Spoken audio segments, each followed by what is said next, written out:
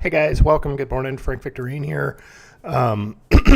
So 7, right? So if it's just sitting there, the engine's not idling, nothing's moving through this hole, this is going to fill its space, right? If you were to think about it, the intake port would be this side, the valve would be closed, atmospheric pressure is going to come in and just push on top of it and just fill it full of air. And whatever the outside air is going to be inside of that Venturi. And that you start the engine, and I'm just going to use that term vacuum, right? You start to pull air through the engine, and the pressure decreases proportional to the increase in speed. Is the way this law works. So it's like, okay, cool. There's Venturi's law in a nutshell. So how the hell does that make an airplane fly, right? Okay, so let's look at what happens here. That this distance is greater, right? So if I were to take this round edge and stretch it out, you'd have a long distance versus a short distance. If I have a long distance, what's going to happen is that if the distance is greater, the pressure is less, right? And it's directly proportional. So if I had a 20, and I'd have to do some math on the radius and calculate this stuff, but let's just say, for example, that I had a 20% increase in length. What that would mean is, because it's directly proportional, that I would have a 20% decrease in pressure. So the top of this wing would actually have something like, we're going to say, I don't know,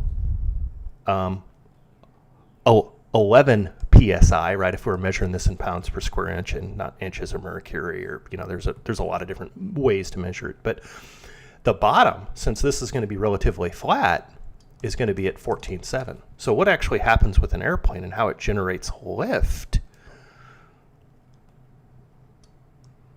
is the low pressures on the top of the wing due to the increase in length, and the high pressure pushes it up into the sky. So the trick is you got to get the wing big enough. You have to have enough, right? And then you start getting into all the physics, right? So you want a wing that's aerodynamic but still creates good lift, right? Which inherently creates drag. So there are compromises, a wing, and I don't want to get into it. That would be a really fast plane.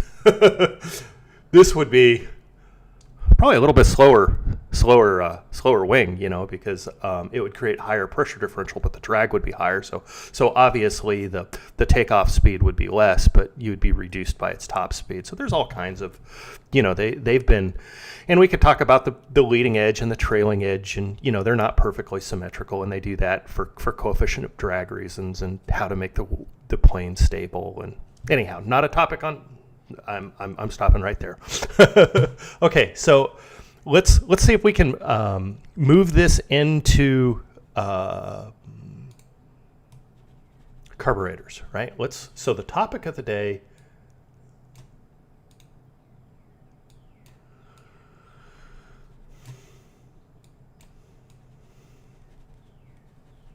is understanding pressure differentials in carburetors.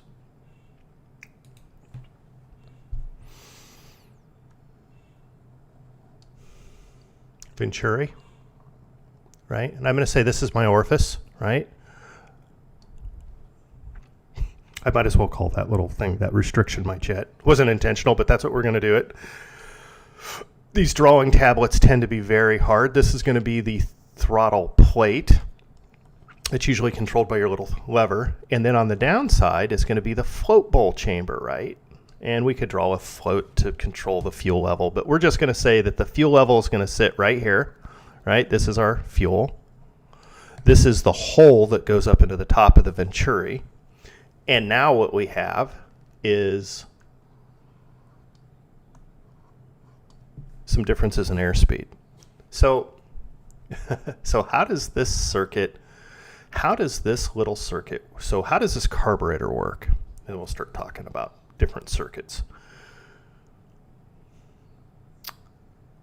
That obviously if the throttle plate's closed, there's a little bit of air that can move through this thing, but not much. So to start with, I think the way I'm going to draw this, or at least the way I'm going to start with it, is I'm going to say that the throttle plate is fully open, right? And that what happens is, on the other side of this, you've got an intake valve, and then you have a piston. And as the piston moves down, it expands the airspace, and you start to create, and I'm going to use the term, as horrible as it is, a vacuum, right? So this is a decrease in pressure. This will drop from atmosphere to 17 to 7, for example. And not all engines are the same. And we could talk about all the reasons why breathing characteristics in engines are different. That what's going to happen when the valve opens, this low pressure, right, is going to exist here, but we're going to have high pressure here. So we're going to get movement. And this movement, the idea is in an engine that you want the carburetor to be the smallest spot on the port so you get enough pressure differential to get the carburetor to work. So yes, you can get carburetors that are too big. And since I'm right here, I didn't intend on this, but the rule is actually 80%. You can go a little bigger than that, but the rule is the carburetor should be 80% of the net area of the intake. That's the engine laws of that. So that we'll say at 1,000 RPM, right? At 1,000 RPM, we have 7 pounds of pressure inside of the Venturi.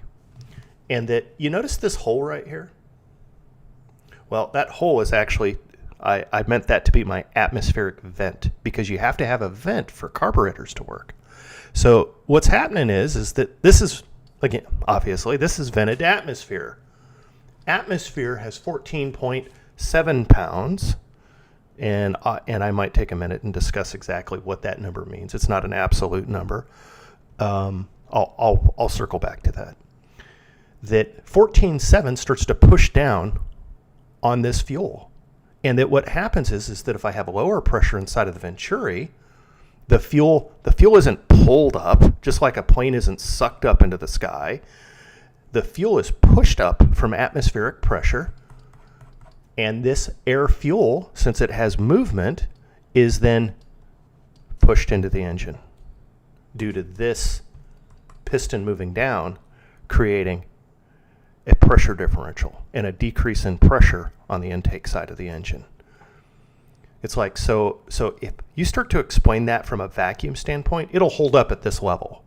But when we start to get into some more complex things, you'll find that it completely breaks down and makes no sense if you're looking at it from a vacuum standpoint.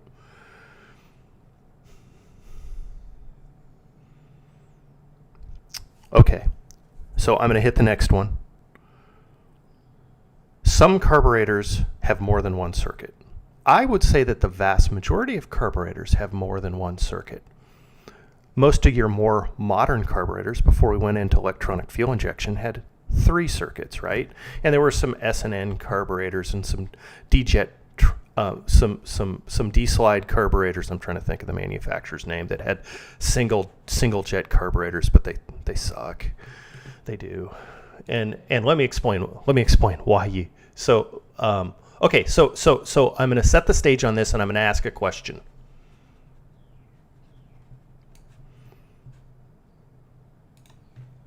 Why do you think a carburetor needs different circuits?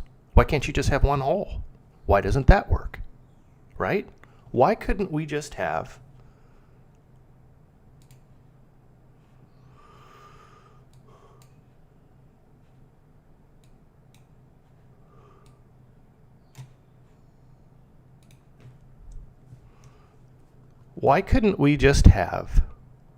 one big hole, a jet in here, right? And then a throttle plate. You can. It's called an S&N carburetor. They don't work that good. Okay, so let's say, well, they're tough to tune. I shouldn't say that. That's not a fair characterization. They're not nearly as easy to tune as a carburetor that has multiple circuits. When you have more circuits, they get easier. And the more circuits you have, in an attempt to maintain proper air-fuel ratio, it's better. So let's talk about that